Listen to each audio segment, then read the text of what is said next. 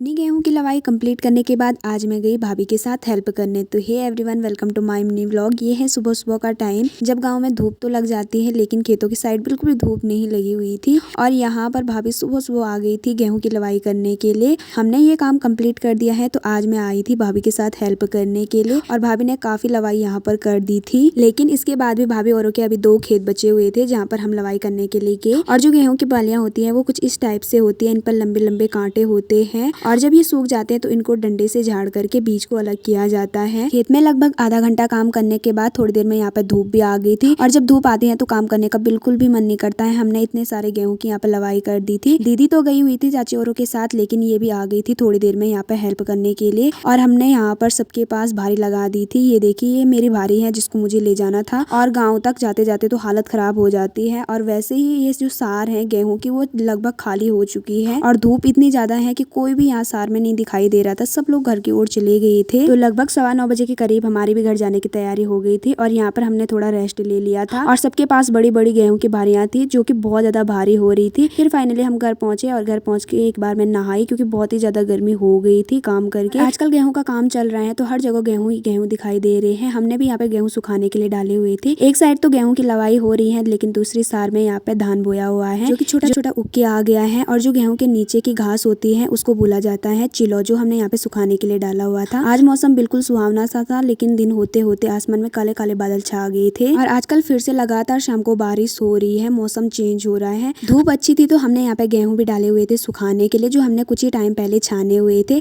और ये है शाम का टाइम जब ऊपर ऊपर पहाड़ियों पे खूब सारे बादल दिखाई दे रहे थे और साथ में यहाँ पर बारिश भी स्टार्ट हो गई थी। आजकल तो रोज शाम को यही हो रहा है मौसम का हाल। यहाँ पर दीदी और रॉकी तो मस्त मजे से अंदर सो रखे थे। चलिए फ्रेंड्स, मिलते हैं आपको न्यू व्लॉग में, तब तक के लिए बाय।